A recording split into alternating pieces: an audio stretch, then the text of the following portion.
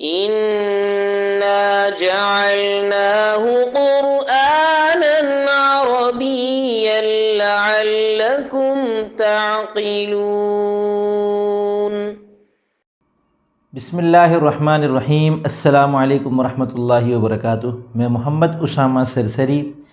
فہم قرآن کورس کا سلسلہ جاری ہے الحمدللہ۔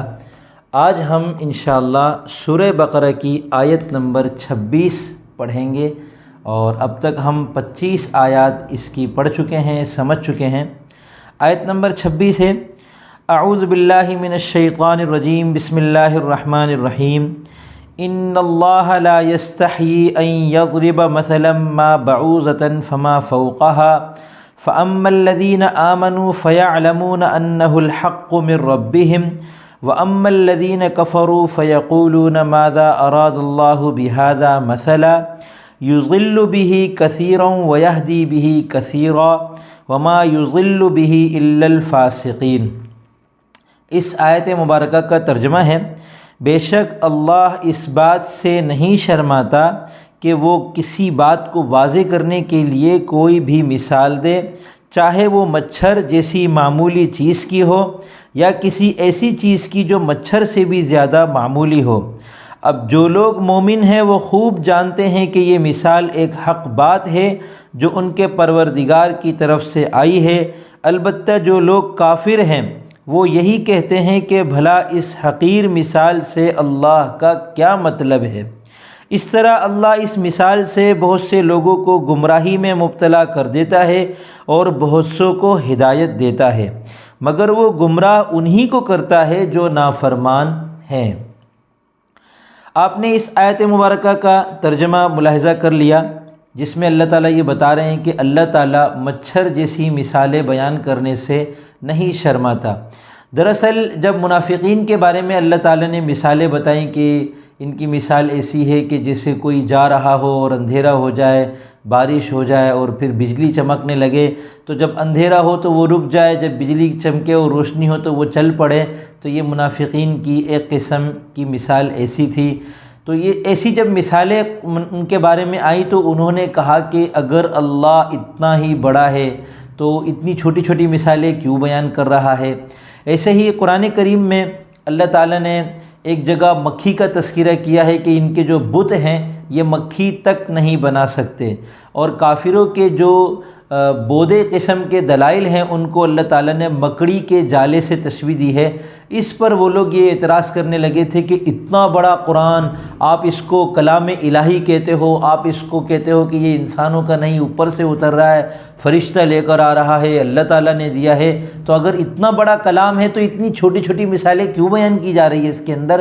مکھی ہے، مچھر ہے، مکڑی ہے، تو یہ چھوٹی چھوٹی مثالیں بیان کرنے کا مطلب یہ تو یہ ہوا کہ یہ تو بہت چھوٹا سا کلام ہے۔ تو یہ ان کا انتہائی بیہودہ قسم کا اعتراض تھا جس میں کوئی جان نہیں ہے، کیونکہ فصاحت اور بلاغت یہ ہوتی ہے کہ کلام جو ہے وہ اس طریقے سے پیش کیا جائے کہ بات پوری واضح ہو جائے۔ اگر مثال ہی کمزور چیز کی دینی ہو، مثال ہی چھوٹی چیز کی دینی ہو تو اس میں پہاڑ سے تشبیہ دی جائے تو یہ خلاف فصاحت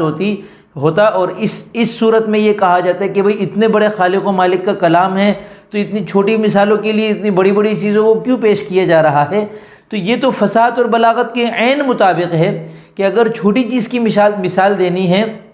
تو اس کو چھوٹی چیز سے تشبیہ دی جائے۔ تو یہ اس پر یہ اعتراض کرنا کہ یہ چھوٹی چھوٹی چیزیں کیوں پیش کی جا رہی ہے، اس پر اس آیت کے اندر اللہ تعالیٰ فرما رہے ہیں کہ اللہ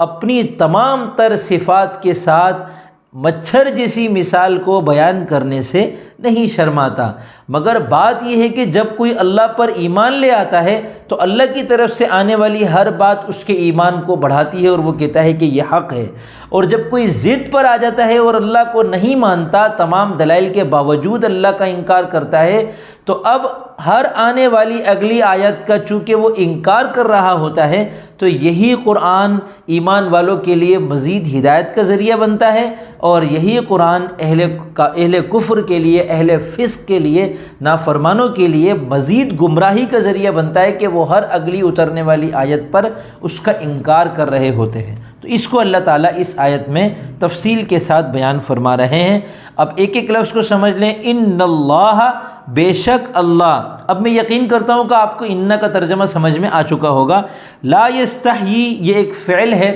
استحیا یستحیی نہیں شرماتا، اور اس کا جو مادہ ہوتا ہے نا عربی زبان کے اندر کسی بھی لفظ کا جو مادہ ہوتا ہے اس کو پہچاننے کی کوشش کیا کریں، یہ حیا سے ہے، اور حیا کا مطلب ہے شرم۔ تو استحیا یستحیی کا مطلب ہے وہ شرماتا ہے، وہ شرمایا۔ لا یستحیی نفی ہے، وہ نہیں شرماتا ہے۔ اب یہ فعل مضارع ہے اور اس کا ترجمہ حال والا ہو رہا ہے۔ یہ کیسے ہو رہا ہے، یہ صیغہ کیسے بنتا ہے، اس کا تعلق علم الصرف کے ساتھ ہے، اس کے بغیر آپ اس کو نہیں سمجھ سکتے۔ ان یضربا، ان آپ کو میں بتا چکا ہوں، ان اور انا جب کلام کے بیچ میں آ رہے ہوتے، کلام کے بیچ میں ہی آتے ہیں، تو ان کا ترجمہ ہوتا ہے کہ اللہ تعالیٰ نہیں شرماتا کہ، یعنی اس بات سے اللہ نہیں شرماتا کہ یضربا مثلا ما، کوئی مثال بیان کرے۔ اب ضرب یضرب کے معنی بظاہر مارنا ہوتے ہیں، آپ نے سنا ہوگا، لیکن یہ ایک محاورہ ہوتا ہے، عربی کا محاورہ ہے ضرب مثلا، اس نے مثال بیان کی۔ جیسے ہم اردو میں بھی ایک لفظ ہوتا ہے، اس کے حقیقی معنی سے ہٹ کر اس کو محاورے میں استعمال کر رہے ہوتے ہیں۔ جیسے کھانا کا مطلب یہ ہوتا ہے کہ کوئی چیز لے کر منہ میں ڈالنا اور اس کو چبا کر حلق تک پہنچا دینا، اس کو کھانا کہتے ہیں۔ لیکن جب ہم کہتے ہیں یہ آدمی غم کھا رہا ہے، یہ خوف کھا رہا ہے، یہ ترس کھا رہا ہے، تو یہ کھانا، اب وہ کھا تو نہیں رہا نا غم کو۔ تو یہاں ایسے ہی مارنا جو ہے نا، وہ ایک تو اس کی حقیقت یہ ہے کہ آپ کسی کو چوٹ لگائیں، کسی کے عضو پر، جسم پر کسی چیز کے ذریعے سے چوٹ لگائیں، اس کو مارنا کہتے ہیں۔ لیکن اس کا جو مجازی معنی ہوتا ہے، جو محاورے میں استعمال ہو رہا ہوتا ہے، وہ ملحوظ ہوتا ہے، اور وہ ہے ضرب مثلا کا مطلب ہے اس نے مثال بیان کی، اور یضرب مثلا کا مطلب ہے وہ مثال بیان کرتا ہے، اور ان یضرب مثلا کا مطلب ہوگا کہ وہ کوئی مثال، مثلا ما، کوئی مثال بیان کرے۔ اب مثلا کا مطلب ہے مثال، یہ مثل اور مثال دونوں اردو میں استعمال ہوتے ہیں، آپ کے لیے یہ سمجھنا مشکل نہیں ہوگا انشاءاللہ۔ البتہ مثلا کے بعد جو ما آ رہا ہے، اس پر میں ایک ویڈیو بھی پوری بنا چکا ہوں، ماں کے تفصیل سے، ماں کے جتنے معنی ہیں۔ آپ یہاں پہ دلچسپ بات اس آیت مبارکہ کی یہ دیکھیں کہ ماں عربی زبان میں عموماً 4 معنی کے لیے استعمال ہوتا ہے: تنکیر، اور اس میں موصول، اور استفہام، اور نفی۔ یعنی ماں کا مطلب ہوتا ہے کوئی، یہ تنکیر ہو گئی، اور ماں کا مطلب ہوتا ہے وہ چیز جو، یہ اس میں موصول ہو گیا، اور ماں کا ایک مطلب ہوتا ہے کیا، یہ استفہام ہو گیا، اور ماں کا ایک مطلب ہوتا ہے نہیں، تو یہ ہو گیا نفی۔ یہ 4 معنی عموماً ماں کے استعمال ہوتے ہیں۔ اس آیت مبارکہ میں ان 4 ماں کا استعمال ہوا ہے۔ مثلا ما تنکیر کے لیے ہے کوئی مثال، آگے فما فوقہا، یہ ما اس میں موصول ہے، اور پھر اس کے بعد آگے ہے ماذا اراد اللہ، یہ ما استفہام کے لیے ہے، اور چوتھا آ رہا ہے ما یضل بہ الا الفاسقین، یہ ما نفی کے لیے آیا ہے۔ تو اس آیت مبارکہ میں آپ ما کو ان 4 معانی کے ساتھ سمجھ سکتے ہیں۔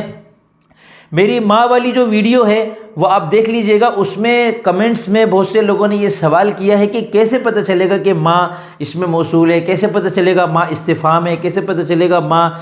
نفی کے لیے آ رہا ہے۔ تو اس کا جواب میں دیتا ہوں، سیاق و سباق سے پتہ چلتا ہے، اور وہ سیاق و سباق آپ اس آیت میں اچھی طرح سمجھ جائیں گے کہ مثلا ماں کوئی مثال بیان کرے۔ اب یہاں ظاہر سی بات ہے نفی کے لیے بھی نہیں ہو سکتا، اس میں استفہام کے لیے بھی نہیں ہو سکتا۔ آگے دیکھیں بعوضۃً، مچھر کی مثال۔ بعوضہ کہتے ہیں مچھر کو، یہ اردو میں استعمال نہیں ہوتا، آپ کو یاد کرنا پڑے گا، ایک ہی مرتبہ یاد کر لیں کہ مچھر کو بعوضہ کہتے ہیں۔ اس آیت مبارکہ میں یہ آیا ہے، ٹھیک ہے۔ فما فوقہا، پھر وہ جو کہ فوقہا مچھر سے بھی اوپر کی چیز ہے، یعنی مچھر جتنی چھوٹی چیز ہے نا، جتنی معمولی ہے، معمولی ہونے میں وہ چیز جو مچھر سے بھی زیادہ معمولی ہو وہ، تو آیت کا بامحور ترجمہ بنے گا کہ اللہ تعالیٰ نہیں شرماتا اس بات سے کہ مچھر یا اس سے بھی زیادہ کسی معمولی چیز کی مثال پیش کرے۔ اب یہاں فما فوقہا پر آپ اس کو سمجھ لیں، یہ عربی کا ایک اسلوب ہے، اگر آپ نے اس کو سمجھ لیا تو آپ کسی بھی جگہ اس کو استعمال کر سکتے ہیں۔ کہ مثال کے طور پر آپ کسی برتن کے بارے بارے میں کہہ رہے ہیں تو اب اس برتن کا پہلے لفظ یاد کر لیں، پھر آگے فما فوقہا، یا اگر وہ مذکر ہو تو فما فوقہ استعمال کر لیں، تو وہ آپ کہیں گے کہ اس سے بھی زیادہ اوپر کی کوئی چیز ہو یا اس سے بھی زیادہ کوئی اچھی چیز ہو، اس کو آپ استعمال کر سکتے ہیں۔ فَأَمَّا الَّذِينَ آمَنُوا، اب یہاں سے اللہ تعالیٰ بتا رہے ہیں کہ ایمان والوں میں اور کافروں میں قرآن کریم اترنے کے بعد اور اس کے اندر مثالیں بیان کر لینے کے بعد کیا صورتحال ہوتی ہے کہ وہ لوگ جو ایمان لائے، اب الذین بھی آپ پڑھ چکے ہیں، آمنوا بھی پڑھ چکے ہیں، فَيَعْلَمُونَ، تو وہ جانتے ہیں، کہ وہ یعنی قرآن مجید یہ جو مثال ہے، الحق، وہ حق بات ہے، حق سچ، حق اردو میں استعمال ہوتا ہے، من ربہم، من کا مطلب ہے سے، اور رب اردو میں استعمال ہوتا ہے، ہم ضمیر آپ پڑھ چکے ہیں، من ربہم، ان کے رب کی جانب سے وہ ایک حق بات ہے جو آئی ہے۔ وَأَمَّا الَّذِينَ كَفَرُوا، اور بہرحال وہ لوگ جنہوں نے کفر کیا۔ اب یہاں آپ دیکھیں اما کا مطلب ہے بہرحال، یہ ہم اردو میں اس کو بہرحال کے معنی میں لیتے ہیں، عربی زبان میں اما جو ہے وہ تفصیل بتانے کے لیے آتا ہے۔ آپ نے مختصراً ایک بات کر دی، اب آپ تفصیل میں جانا چاہ رہے ہیں، تو اسی لیے خطبے میں ہم دیکھتے ہیں کہ مسجد کے جو امام صاحب ہوتے ہیں وہ اللہ تعالیٰ کی حمد و ثنا کے بعد کہتے ہیں اما بعد، یعنی بہرحال حمد و ثنا کے بعد، تو ہم اس کو بہرحال ویسے ہی محاورے میں کہہ دیتے ہیں، تو آپ اس کا محاورے کے اعتبار سے کوئی بھی مناسب ترجمہ کر سکتے ہیں۔ مثلاً بے شک اللہ تعالیٰ نہیں شرماتا اس بات سے کہ مچھر یا اس سے بھی معمولی چیز کی مثال بیان کریں، اب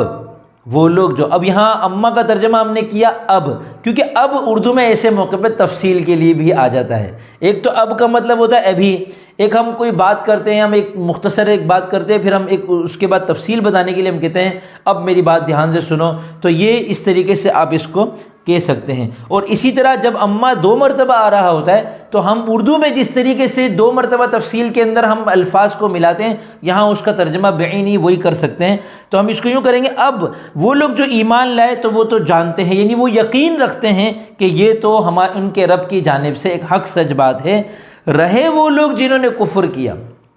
اب ہم اردو میں ایسے موقع پہ کہتے ہیں رہے وہ لوگ، یعنی اب ان کی تفصیل بیان کی جا رہی ہے جو آگے آ رہے ہیں، تو ہم اس کو اردو میں کہتے ہیں رہی بات آپ کی یہ والی، تو اس کو آگے پھر ہم پوری بیان کرتے ہیں۔ تو رہے وہ لوگ جنہوں نے کفر کیا، یعنی رہے کافر، یہ کافر، یہ ضدی، تو یہ کیا کہتے ہیں، فیقولون، فا کا مطلب ہے تو، یقولون کا مطلب ہے وہ کہتے، تو یہ کہتے ہیں ماذا اراد اللہ، اللہ نے اس مثال سے کیا چیز مراد لی ہے، کیا مطلب ہے اللہ تعالیٰ کا۔ ماذا کا مطلب ہو گیا کیا، ما کا مطلب بھی استفہام کے طور پر آتا ہے کیا، ما تفعل، تم کیا کر رہے ہو، اور ماذا کا مطلب بھی ہوتا ہے کیا، ماذا تفعل، تم کیا کر رہے ہو۔ تو ماذا پورا ایک ورڈ ہے، پورا ایک لفظ ہے، اس کا ترجمہ ہے کیا۔ ماذا ارادہ یرید ارادتاً، اس کا مصدر ہے ارادہ، ارادہ اردو میں استعمال ہوتا ہے کچھ ارادہ کرنا، قصد کرنا، چاہنا، تو ارادہ کا ماضی کا صیغہ ہے اس نے ارادہ کیا، اور وہ کون ہے، اللہ، اراد اللہ، اللہ نے کیا ارادہ کیا، بہذا، اس سے، مثلاً یہ جو مثال کے طور پر یہ بیان کی ہے، اس سے اللہ تعالیٰ، یہ سے جو ہے بعد بی کا ترجمہ ہو رہا ہے، تو اب اس مثال سے اللہ تعالیٰ نے کیا مراد لی ہے، اللہ تعالیٰ کا کیا مطلب ہے، اللہ تعالیٰ کیا کہنا چاہ رہے ہیں، اتنی چھوٹی سی مثال سے اللہ کیا بیان کرنا چاہ رہے ہیں۔ تو یہ کافر لوگ اس طریقے سے مذاق اڑانے کی یا طنز کرنے کی کوشش کرتے ہیں۔ تو ہوتا کیا ہے کہ یہ سمجھ رہے ہوتے ہیں کہ ہم مسلمانوں کا یا ہم اللہ تعالیٰ کا معاذ اللہ کچھ بگاڑ رہے ہیں، لیکن بات یہ ہے یضل بہ کثیرا، اس مثال سے، اس قرآن کریم سے اللہ تعالیٰ بہت سو کو گمراہ کر دیتے ہیں۔ یضل، اضل یضل کا مطلب ہے گمراہ کرنا، وہ گمراہ کر دیتا ہے کون، اللہ تعالیٰ، بہی، اس مثال کے ذریعے سے، یعنی اس مثال اور اس قرآن کریم جو اتر رہا ہوتا ہے، اس کی جو آیتیں ہوتی ہیں، بہت سے لوگ، کثیراً، کثیر اردو میں استعمال ہوتا ہے کثیر، تو کثیراً عربی میں بھی بہت بکثرت استعمال ہوتا ہے، اردو میں کثرت اور بکثرت کا لفظ استعمال ہوتا ہے، لیکن کثیر بھی استعمال ہوتا ہے، قلیل اور کثیر۔ تو بہت سے لوگوں کو اللہ تعالیٰ اس کے ذریعے سے گمراہ کر دیتے ہیں، وَيَهْدِي بِهِ كَثِيرًا، اور بہت سے لوگوں کو اس کے ذریعے سے اللہ تعالیٰ مزید رہنمائی عطا کرتے، وہ تو ہوتے ہی ایمان پر ہیں تو ان کو اللہ تعالیٰ مزید ہدایت عطا فرماتے ہیں۔ وَمَا يُضِلُّ بِهِ الْفَاسِقِينَ، اب کسی کے دل میں اگر یہ اشکال پیدا ہو رہا ہے کہ یہ کیا بات ہوئی کہ اللہ تعالیٰ قرآن اتارتے ہیں اور اس کے ذریعے سے کسی کو گمراہ کر دیتے ہیں؟ تو بات یہ ہے کہ اس کے ذریعے سے اللہ تعالیٰ گمراہ نہیں کرتے مگر ان لوگوں کو جنہوں نے فسق کیا، جنہوں نے نافرمانی کی، یعنی جو اللہ کی بات ہی نہیں مان رہے تو اب اللہ ان کو مزید گمراہ کریں گے۔ اللہ تعالیٰ ایک بات کہتے ہیں، ایک آیت اتارتے ہیں، ایک حکم نازل فرماتے ہیں، اگر کوئی اللہ تعالیٰ کی اس حکم کا انکار کرے گا تو وہ گمراہ ہو جائے گا۔ تو یہ مطلب ہوتا ہے قرآن کریم کے ذریعے سے اللہ تعالیٰ کا کسی کو گمراہ کرنا۔ یہ مطلب ہرگز نہیں کہ اللہ تعالیٰ قرآن اتارتے تاکہ یہ لوگ گمراہ ہوتے چلے جائیں۔ اللہ تعالیٰ قرآن اتارتے ہیں، یہ لوگ قرآن کا مزید پہلے ہی انکار کر رہے ہوتے ہیں، تو اب مزید انکار کرنے سے یہ پھر مزید ان کا نقصان ہو رہا ہوتا ہے، اور اپنے اس نقصان کے یہ لوگ خود ذمہ دار ہوتے ہیں۔ تو اس آیت مبارکہ میں اللہ تعالیٰ نے